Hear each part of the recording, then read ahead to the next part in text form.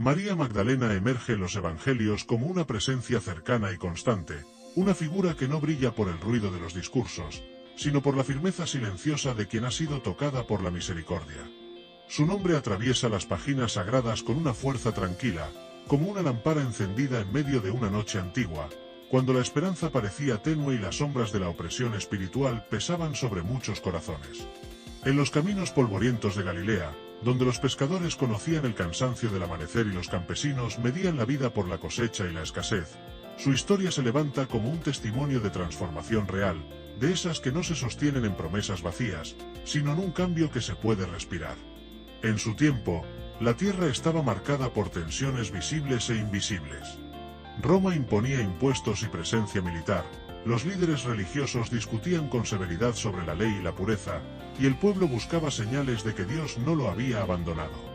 En medio de esa presión, existía también una batalla que casi nadie quería nombrar, la batalla interior de quienes vivían oprimidos por el miedo, por el rechazo, por la culpa, por fuerzas que parecían más grandes que la voluntad humana. María era conocida por su dolor.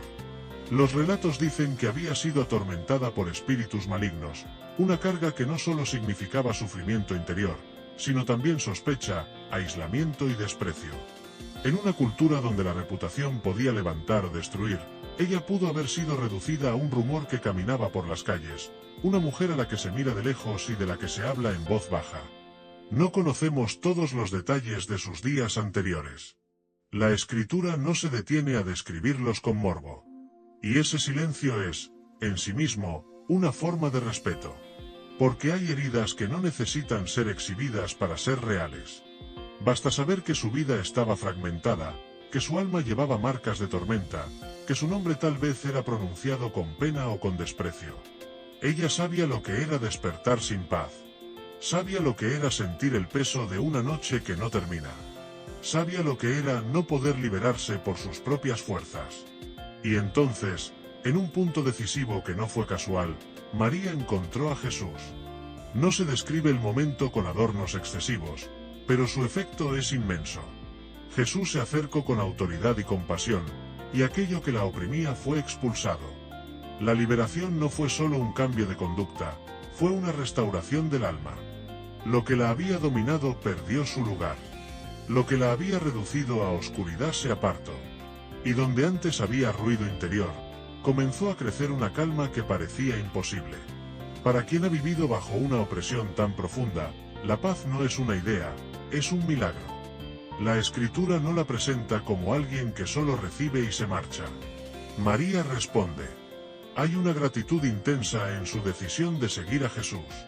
No lo hace por curiosidad, ni por moda, ni por conveniencia. Lo sigue porque su vida ha sido rescatada. Lo sigue porque su historia ha sido reescrita. Lo sigue porque, cuando un ser humano es liberado de una cadena invisible, entiende que la libertad verdadera no es un instante, sino un camino.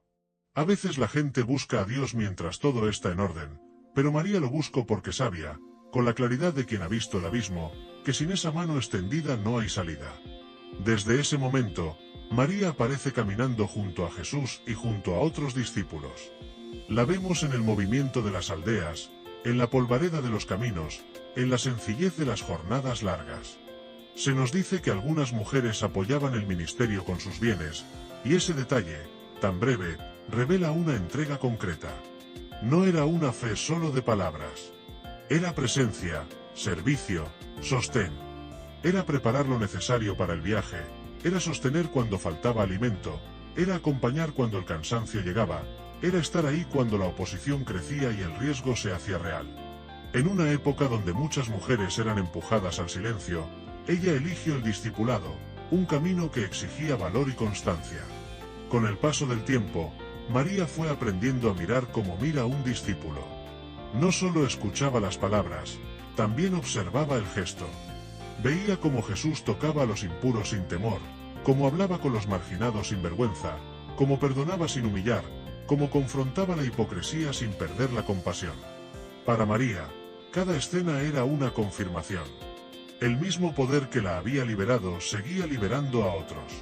Y cada liberación que ella presenciaba profundizaba su gratitud, porque le recordaba de dónde había sido sacada. En el fondo de esta historia hay una verdad que late con fuerza. La identidad de María cambia. Ya no es definida por su pasado, sino por su encuentro. Ya no es recordada por la opresión, sino por la fidelidad. La liberación que recibió no la encerró en un rincón, la impulsó hacia la cercanía.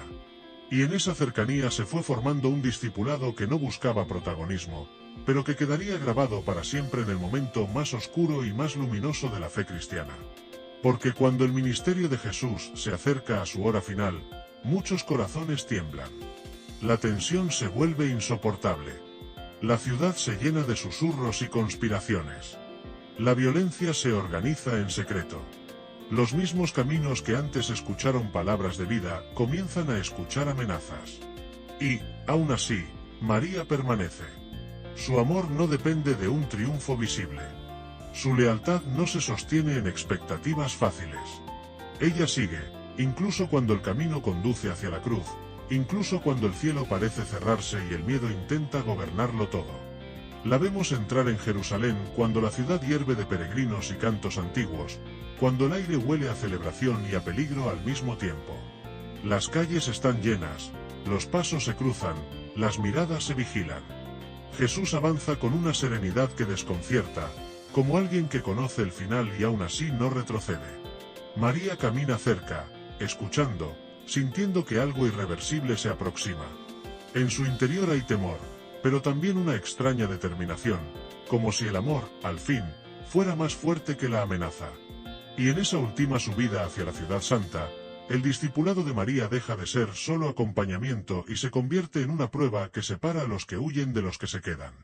Porque hay caminos que no permiten regresar al punto de partida. Lo que viene no será solo un episodio más del viaje. Será la noche en que la fe será puesta frente a la oscuridad, y la oscuridad parecerá tener la última palabra. La última semana de Jesús en Jerusalén se mueve como una sombra larga sobre la ciudad. Durante el día, la gente lo escucha hablar en el templo y se pregunta de dónde viene su autoridad. Durante la noche, en casas cerradas y pasillos silenciosos, se planea su captura. La tensión se siente en los detalles, en la forma en que algunos bajan la voz, en la manera en que otros evitan su mirada. Jesús sigue adelante con calma, como quien camina hacia un destino conocido. María Magdalena lo observa, y aunque no entiende todo, percibe que la historia está entrando en un punto sin retorno. Llega la hora de la traición. Llega el arresto. Llega la confusión de una madrugada que parece interminable. Algunos discípulos corren, otros se esconden, otros se quiebran por miedo. En ese escenario de incertidumbre, María no aparece como una voz que manda, sino como una presencia que no abandona. Ella entiende algo esencial. Cuando alguien te ha devuelto la vida, no lo deja solo en su noche más dura. El proceso es rápido y cruel. Los interrogatorios se mezclan con acusaciones. Las autoridades religiosas y el poder romano se cruzan en un juego de presiones. La multitud cambia de humor, como cambia el viento en una plaza abarrotada. El que había sanado enfermos y levantado esperanza es tratado como amenaza. Y en medio de ese giro, María camina. No puede detener lo que ocurre, pero puede estar. Hay una valentía distinta en esa decisión.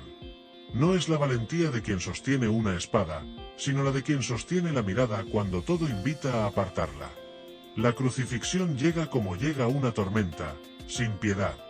El camino hacia el lugar de la ejecución es un desfile de vergüenza para los ojos del mundo.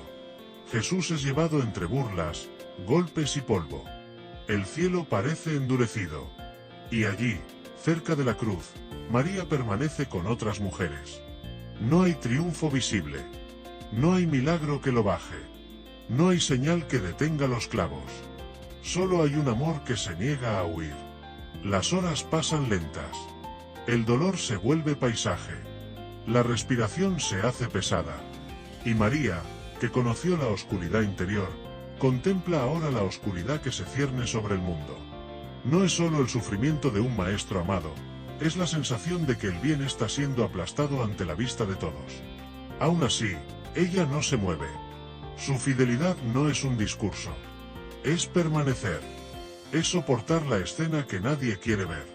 Es ser testigo de un sacrificio que parece incomprensible. Cuando Jesús muere, el silencio no llega de inmediato. Primero llega el golpe de la realidad, la confirmación de que todo ha ocurrido. Para los que esperaban un reino inmediato, la cruz parece derrota. Para los que amaban, la cruz parece un abismo.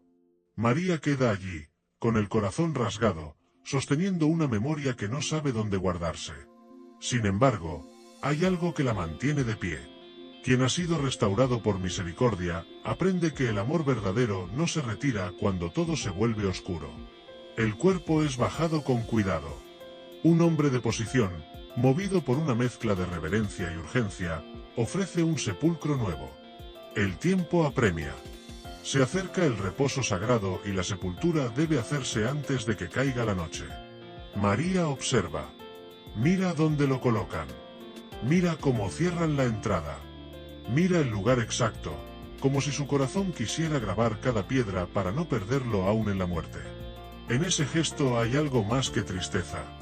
Hay una fidelidad que permanece incluso cuando no queda nada que esperar. La tumba se convierte en un sitio de silencio espeso. No es solo un lugar de despedida, es un lugar de preguntas. María se sienta cerca, y el mundo parece haberse detenido. El discipulado, que antes fue camino y multitud, ahora se reduce a una roca cerrada. Hay quienes se refugian por temor. Hay quienes intentan entender. Y ella, en cambio, se queda. Porque el amor, cuando es real, no necesita certezas inmediatas para sostenerse. La noche cae. La ciudad sigue su ritmo, como si la tragedia no hubiera ocurrido. Pero para María, el tiempo ha cambiado de forma. Hay una espera que duele. Hay una ausencia que pesa. Y en esa espera se esconde un misterio. A veces, los momentos más sagrados llegan envueltos en silencio. A veces, Dios trabaja cuando el ser humano cree que todo terminó. En ese amanecer, el mundo aún está gris. La luz no entra con fuerza, entra con timidez, como si también estuviera de luto. María camina hacia el sepulcro con otras mujeres. Hablan poco. Cuando alguna palabra aparece, es para preguntarse quién moverá la piedra, quién les permitirá acercarse, quién entenderá su gesto de homenaje.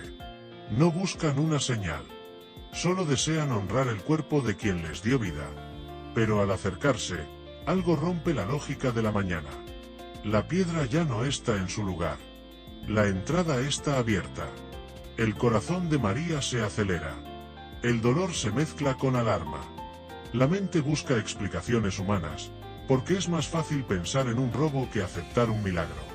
María mira y no ve el cuerpo. La ausencia la golpea como un segundo duelo. Corre a avisar. Vuelve. Los discípulos miran, se asombran, no comprenden. Y cuando se van, María permanece otra vez. El sepulcro vacío no la consuela. La confunde. La deja suspendida entre la esperanza y el miedo. Y allí llora. Cuando se asoma de nuevo, ve mensajeros celestiales donde ella esperaba solo piedra y sombra. Ellos preguntan por qué llora. María intenta explicar lo que siente. Dice que se han llevado a su Señor. Sus palabras salen con el peso del llanto, pero su deseo es claro. Quiere encontrarlo.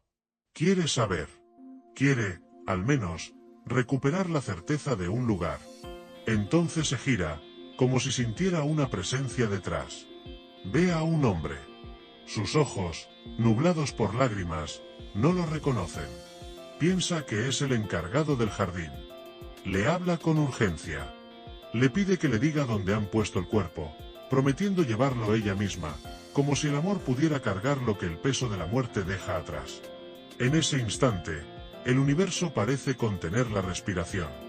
Porque la tumba vacía, que parecía un final, se revela como un umbral.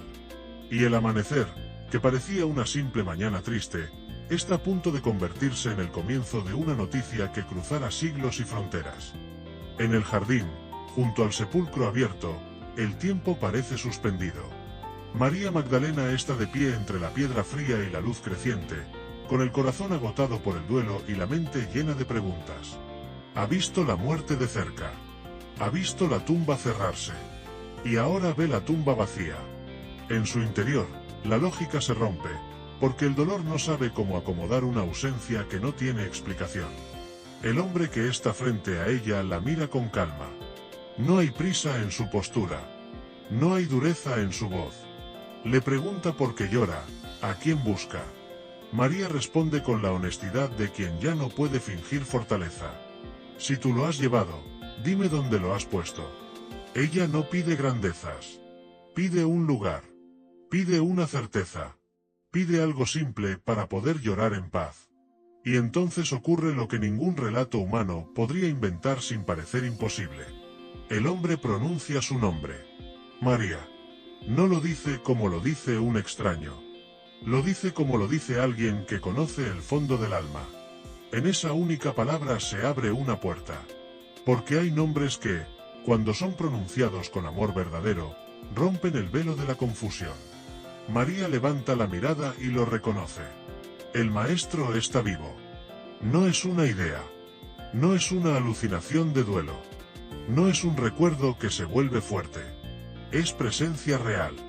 El mismo que fue crucificado ahora está de pie. Y la noticia no llega como un grito triunfal.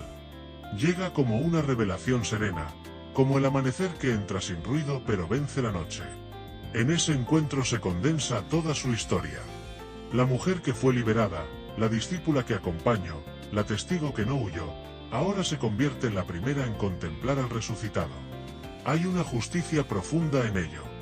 No la justicia del poder humano, sino la justicia del reino. Porque Dios elige a quien el mundo suele ignorar para sostener el anuncio más grande. María quiere aferrarse a ese instante, como quien se aferra al único puente sobre el abismo. Pero Jesús la dirige con ternura hacia una misión. No se trata solo de consolar su corazón, aunque también lo consuela. Se trata de enviar un mensaje. Ve y diles.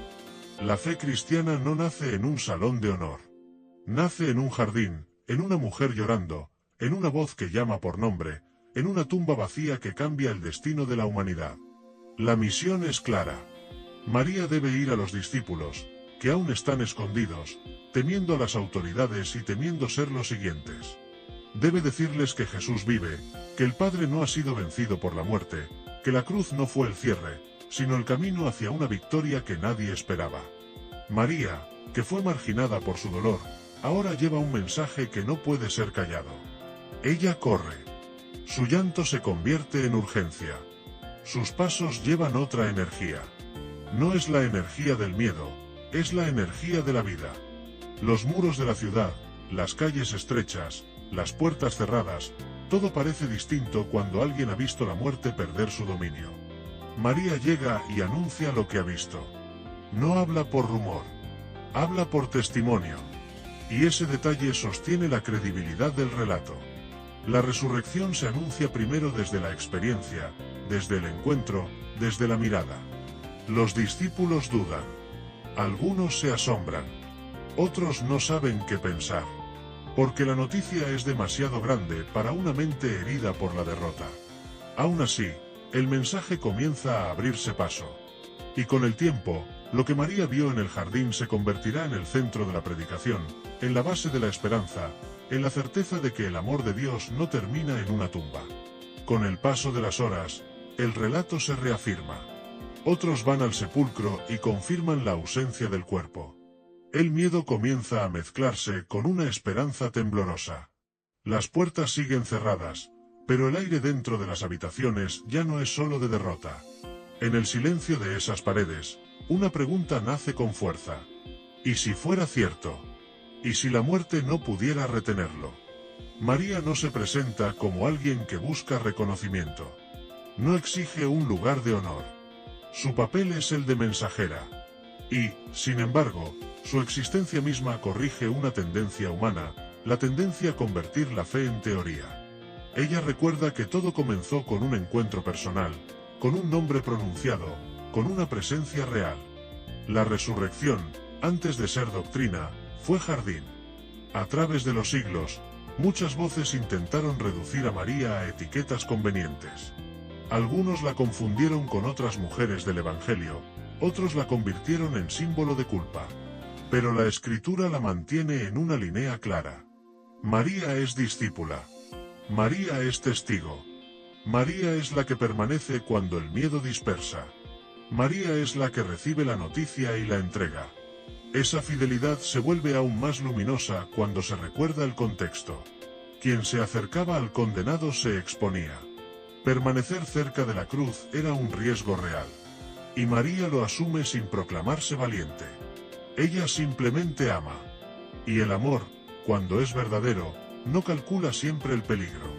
El encuentro con el resucitado no borra el dolor de golpe, pero lo transforma. María no olvida la cruz. Lo que cambia es el sentido. La muerte ya no es un muro final. Se convierte en un paso que Dios ha atravesado. Y esa transformación del sentido es una de las mayores sanidades del Evangelio. Por eso, cuando María anuncia la resurrección, anuncia también una nueva manera de vivir. Anuncia que el perdón es real, que el reino es más fuerte que la violencia, que el amor no fue derrotado, y anuncia que la esperanza, una vez encendida, puede guiar incluso al más cansado. Cuando la noticia de la resurrección comienza a correr, el mundo no cambia de inmediato por fuera, pero cambia para siempre por dentro. Las calles de Jerusalén siguen siendo estrechas. Los soldados siguen patrullando. Los rumores siguen circulando. Sin embargo, algo nuevo ha nacido. No es solo una información. Es una certeza que rompe el miedo. Y en el centro de esa certeza queda el nombre de María Magdalena, no como un adorno del relato, sino como una pieza esencial del testimonio. Su historia completa se mueve en tres grandes movimientos que se sienten como un mismo hilo. Primero, la liberación. Luego, la fidelidad. Y finalmente, el anuncio. En cada movimiento se revela un rostro de la gracia. Porque la gracia no solo perdona. La gracia restaura. La gracia cambia la identidad. La gracia llama. Y la gracia envía. María fue liberada de una opresión que la aislaba. Jesús no la trató como un caso curioso. La trató como una persona. La miró con dignidad y le devolvió la vida. Ese gesto ya era un mensaje. En el reino, nadie queda reducido a su herida. Nadie queda etiquetado para siempre por su pasado. Cuando el amor de Dios toca una vida, lo que parecía definitivo se vuelve historia antigua, y la persona comienza a caminar con un nombre nuevo en el corazón, aunque el mundo siga repitiendo el viejo. Después vino la fidelidad. María no siguió a Jesús desde lejos. Lo acompañó en caminos largos. Lo sostuvo con servicio. Lo escucho. Lo observo. Lo amo. Y cuando llegó la hora más oscura, no se escondió. Permaneció cerca de la cruz. Permaneció cerca de la tumba. Esa permanencia es el tipo de fe que no se sostiene en la comodidad, sino en la convicción. Es la fe que se queda cuando no hay aplausos. Es la fe que no negocia su amor con la amenaza. Y finalmente vino el anuncio. La tumba vacía no fue solo un misterio, fue una puerta abierta. El jardín no fue solo un escenario, fue un comienzo. La voz que pronunció su nombre la convirtió en mensajera. Y al enviarla a decir lo que había visto, Jesús nos dejó una imagen poderosa de cómo actúa Dios. El cielo no siempre elige a los más influyentes para iniciar una nueva etapa. A veces elige a los más fieles. A veces elige a quien se quedó llorando cuando otros se fueron. En esa elección hay una lección profunda para cualquier persona que se siente pequeña. María no fue escogida por prestigio, ni por fuerza social, ni por seguridad personal. Fue escogida por amor y disponibilidad. Y esa es una de las razones por las que su historia sigue siendo tan necesaria. Porque recuerda que el Evangelio no pertenece a una élite. Pertenece a los rescatados. Pertenece a quienes han sido levantados del polvo interior. Pertenece a quienes, aun temblando, deciden obedecer. También hay otra dimensión que no se debe perder. María Magdalena ha sido malinterpretada muchas veces. La historia humana tiende a deformar lo que no entiende. Pero el texto bíblico la conserva como discípula y testigo, como una mujer cuya vida fue transformada y cuya fidelidad fue recompensada con una responsabilidad inmensa. Su dignidad no depende de leyendas posteriores. Su dignidad está en el hecho de que Dios confió en ella para el primer anuncio del acontecimiento más decisivo de la fe cristiana. Y ese acontecimiento no es solo un consuelo espiritual. Es una declaración sobre la realidad. Si Jesús resucitó, entonces la muerte no es un destino sin salida. Entonces el mal no tiene la última palabra. Entonces el sufrimiento no es un pozo sin fondo. Entonces la esperanza no es un placebo, sino una luz con fundamento. Por eso el mensaje que María llevó a los discípulos es, en esencia, un mensaje para todos los siglos. El Maestro vive. Y si vive, todo se reordena. En la vida cotidiana, la historia de María Magdalena habla a quien se siente atrapado. Habla a quien carga culpas antiguas. Habla a quien se siente rechazado. Habla a quien piensa que su pasado lo define para siempre. Y habla también a quien, aun creyendo, atraviesa temporadas de sepulcro, esos tiempos donde la fe parece silenciosa y Dios parece lejano. María muestra que el amor puede sostenerse aun cuando no entiende.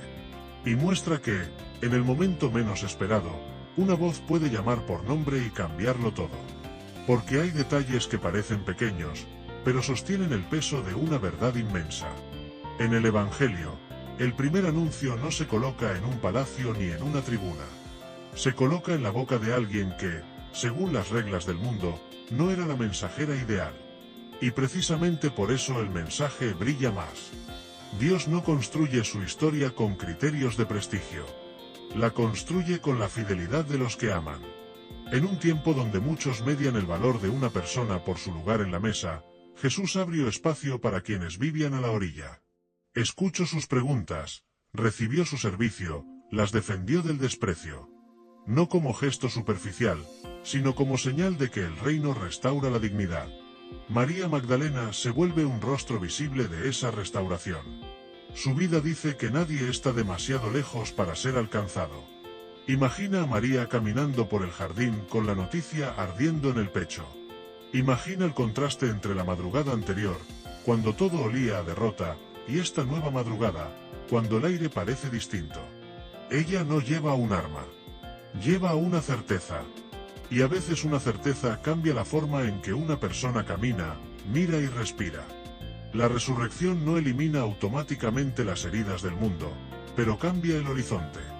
La historia humana seguirá con sus sombras, pero la esperanza ya no será un deseo frágil. Será una convicción. Lo que María vio se convertirá en fundamento para generaciones que, en medio de despedidas, seguirán creyendo que la vida no termina en una tumba. Quizás por eso María Magdalena sigue siendo tan cercana. Porque su camino atraviesa emociones que todos conocemos. El duelo, la confusión, el llanto, el asombro. Y al final, su historia no nos lleva a ella. Nos lleva a la voz que la llamo por nombre. Si este relato te ha acompañado, quédate cerca del canal. Deja un comentario con una palabra sencilla para que esta comunidad siga creciendo. Comparte este vídeo con alguien que necesite esperanza. Y continúa con nosotros, porque aún quedan muchas historias bíblicas que, contadas con calma, pueden iluminar el presente.